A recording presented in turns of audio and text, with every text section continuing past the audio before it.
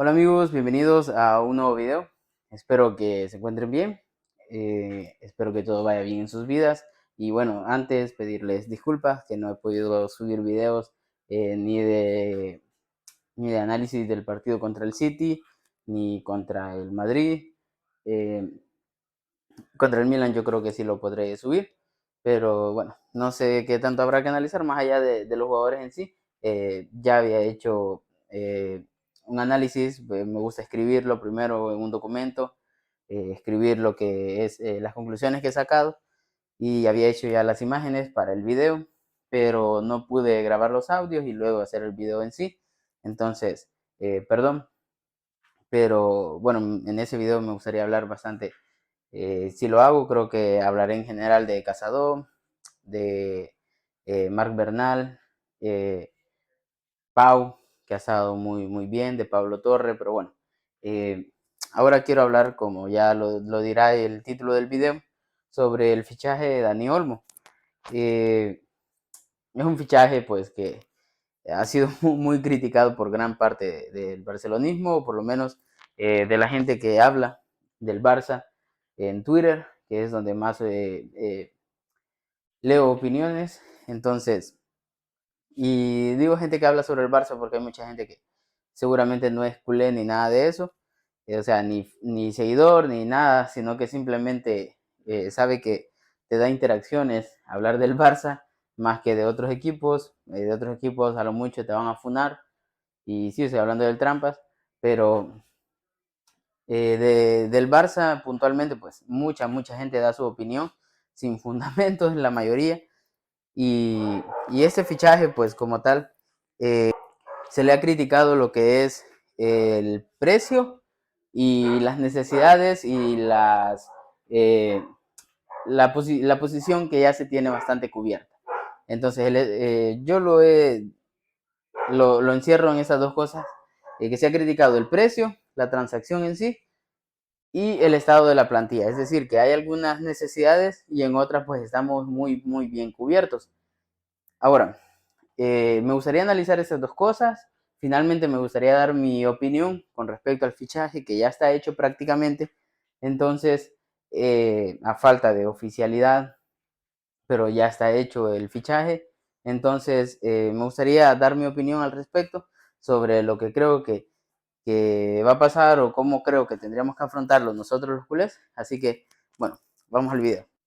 Me gustaría empezar hablando sobre la transacción en sí.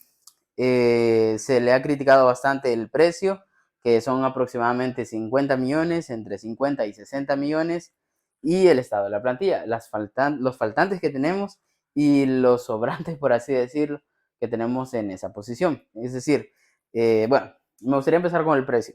En Transfer White, que ya saben eh, que es Transfer Market, pero eh, se sabe cómo los precios están alzados, los de unos jugadores y los de otros están bastante por debajo de lo que el fútbol al ver uno de los partidos entendería. Entonces, en Transfer White tasa su valor en 60 millones. El jugador tiene 26 años y tiene 3 años de contrato con el Leipzig. Entonces, yo creo que el precio está bien. En condiciones normales estamos hablando de lo que vale un jugador. Sin embargo, no podemos hacer el ojo pacho, como decimos acá, o sea, no nos podemos hacer los que no vemos cuál es la situación en la que se encuentra el Barça. Dada la situación que tenemos en el Barça, cómo hemos estado limitados en los mercados de fichajes anteriores, creo que 60 millones es una cantidad muy alta. Es una cantidad que para desembolsarla se tendría que haber analizado correctamente. Y bueno, esto nos lleva a ver o a hablar sobre el estado de la plantilla.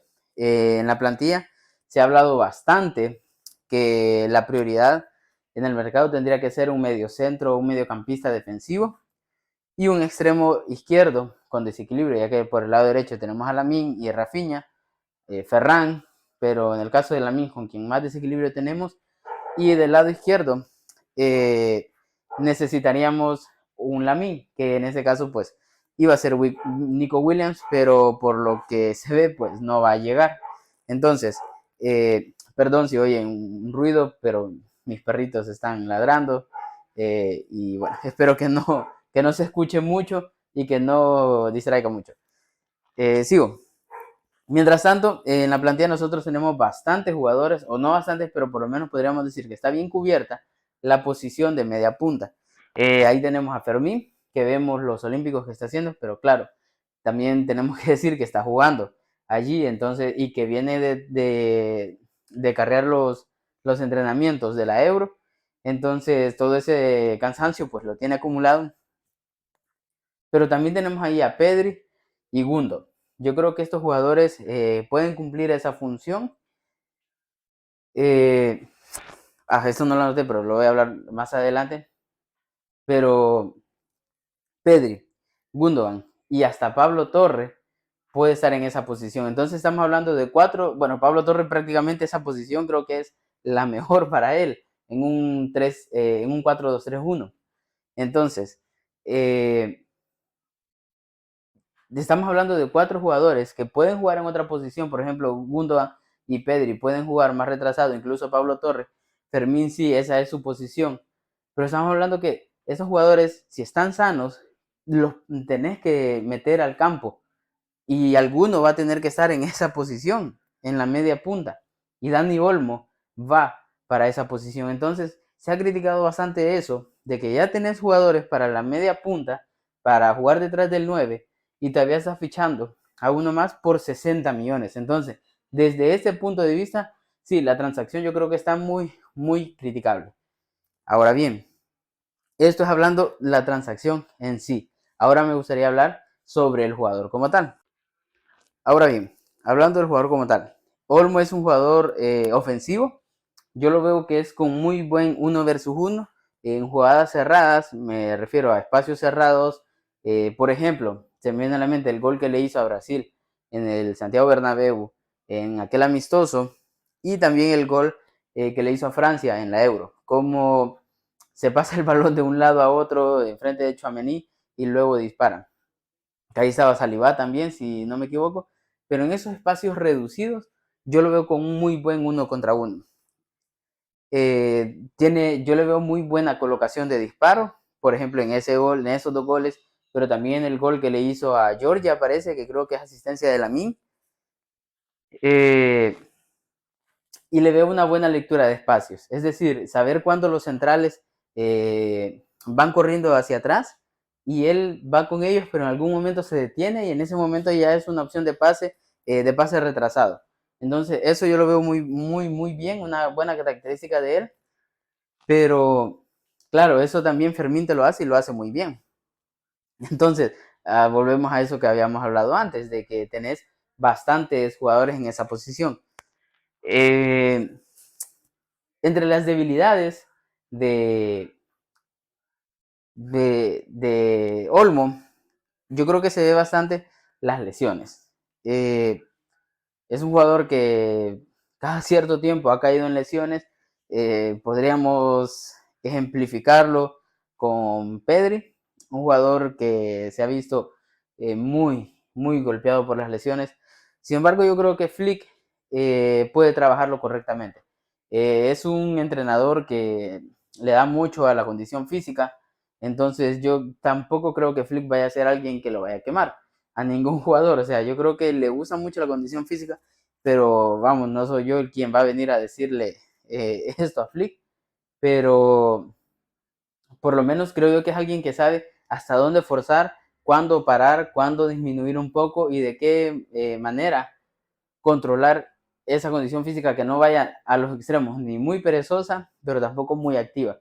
Y con jugadores como Dani Olmo, que son propensos a estas lesiones, yo creo que se les puede trabajar bien.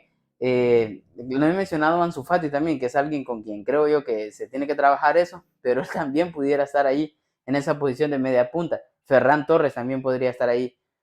Pero bueno, Ferran y Ansu casi que se les asocia más a la posición de 9 y a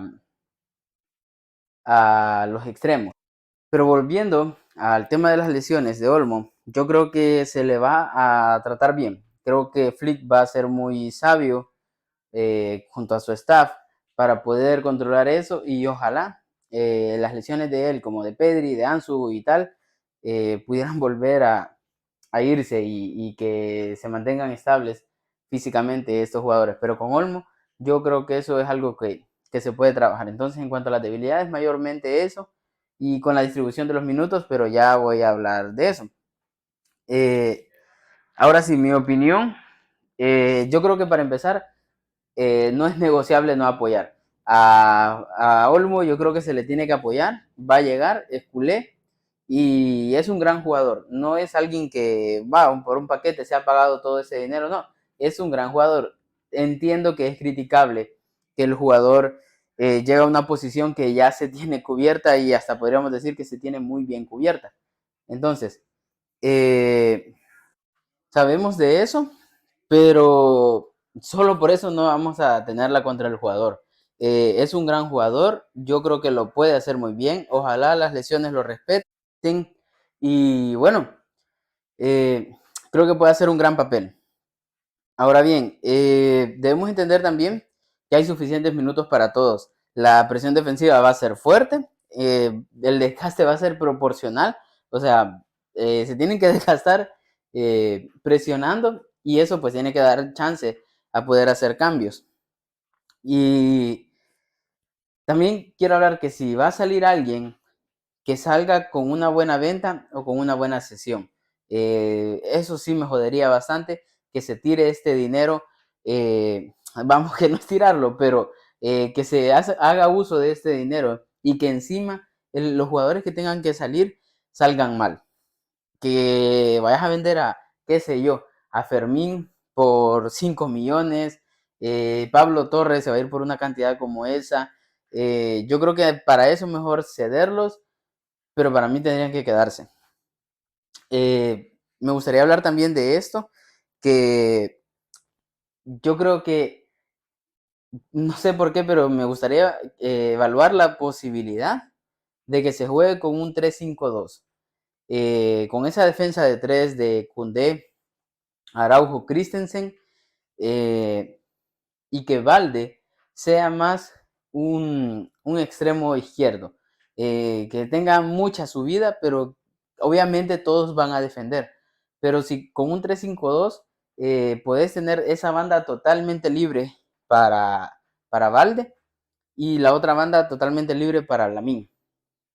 Yo así lo vería bastante bien y que Lewandowski, bueno, prácticamente ese 3-5-2 yo lo veo así con la defensa de 3 que les digo, los extremos, los carrileros prácticamente ya no serían extremos, serían carrileros, Valde y Lamine. Claro que también Lamine, no sé qué tan bien sería tenerlo como carrilero, porque está en pleno crecimiento, un jugador eh, que sí, que ya jugó Eurocopa, que ya jugó en primera, pero eso, está en pleno crecimiento, o sea, no se le puede exigir tanto. Pero jugar con dos carrileros y dos contenciones o dos mediocentros defensivos, que ojalá y Gaby vuelva bien, pero no sé qué tan, qué tan bueno y qué tanto Flick confiaría en empezar con Casado y Bernal allí en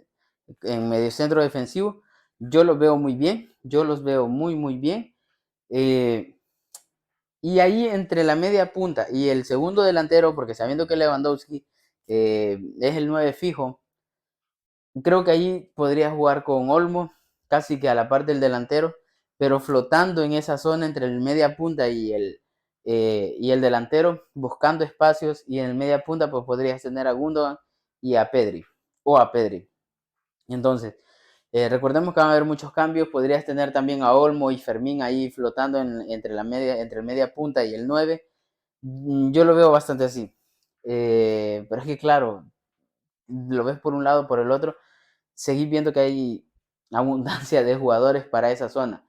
Pero yo creo que hay que valorar esa posibilidad.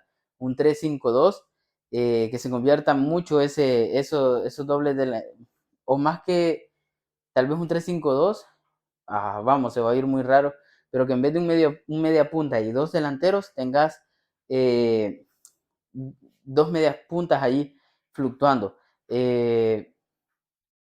También valoraría casi que como juega el City a veces, que tenés a Haaland de delantero, en este caso sería Lewandowski, y en el caso del City hemos visto cómo está, por ejemplo, De Bruyne, Foden, o Doku, por ejemplo, Doku como extremo izquierdo, tenés a Bernardo como extremo derecho, tenés a De Bruyne y a Foden como dos medias puntas o dos interiores muy, muy adelantados. Entonces, yo creo que también así podríamos tenerlos. Claro que es un juego muy, muy ofensivo, pero si Flick les invita, o más que los invita, los obliga a cada jugador a defender hacia adelante y darlo todo en la presión, yo creo que lo puede hacer muy bien. Yo creo que puede funcionar un planteamiento como ese, pero claro, ahí estamos hablando de 5 jugadores con el portero 6 y los 3 defensas. Estamos hablando de 9 jugadores y los 2 mediocentros defensivos. Algo así, me lo imagino que vendría siendo que un 1-3, 2 y 4-1, un 3-2-5 prácticamente. Eh, yo lo vería así también, pero lo que quiero decir al final es que apoyemos a Dani Olmo. Y lo último, que esto sí que sé que es imposible, pero no sé por qué no lo hacen. Yo pediría total sinceridad, eh, porque así no estás escondiendo nada. Que al finalizar el mercado de fichajes, que saliera Laporta a decir, bueno, se hizo esto en el mercado de fichajes, quisimos a Nico, lo intentamos, le ofrecimos tanto y no se pudo, o sea, y no hay ningún problema, no tendríamos por qué matar a Nico por eso, decir, se le ofreció tanto y no quiso, yo no veo por qué no hacerlo, pero claro, también se entiende que no lo hacen en ocasiones porque la prensa puede manipular, porque se pueden buscar riñas con agentes o jugadores que en un futuro podría volver a trabajar, pero yo creería que no tendría que haber, claro, esto es para hablar también de otras cuestiones, pero la sinceridad muchas veces cuesta porque a la gente no le gusta, quiere gente bien queda, pero yo creo que eso tendría que ser necesario y así entender también por qué el fichaje de Dani Olmo. O sea, qué es lo que se buscó con este fichaje. Explicarle a la gente que sí, sabemos que tenemos jugadores para esa posición, pero lo fichamos por eso, esto y esto. Ya el culé tendría que quedar más tranquilo con eso porque sabe las razones del fichaje. Porque te lleva a pensar de por qué tanta insistencia, como lo decía el Mr. Seitan en esos videos anteriores, que se viene intentando fichar a ese jugador desde que está Kuma. Pero, no sé, yo creo que sería muy bueno que hubiera esa sinceridad. Lastimosamente no la hay, pero bueno, eh, pediría eso. Sé que no va a suceder y ya está. Pero para concluir, a Olmo, a apoyarlo, que ese odio que tienen algunos contra Laporta, no aprovechen esto para decir ojalá y salga mal, para decir va, 60 millones a la basura, no. Apoyemos al jugador, que si no estamos de acuerdo con la operación, apoyemos lo que ya llegó, ya está, es lo que hay. Y sé que esto puede estar sonando muy mal, y porque es un gran jugador, no tengo nada en contra de él, me gusta mucho, yo me lo imaginaba a él y a Nico fichando por el Barça y creo que teníamos un gran salto de calidad. Pero si no llega Nico y teniéndolo a él, para mí está muy bien y hay que apoyarlo, ojalá y le salga bien, ojalá y lo haga muy bien, pero no nos dejemos llevar por una cosa y olvidemos la parte buena, que es esa, que él es un gran jugador. Bueno, lo dejo hasta acá. Un saludo y que visca el Barça.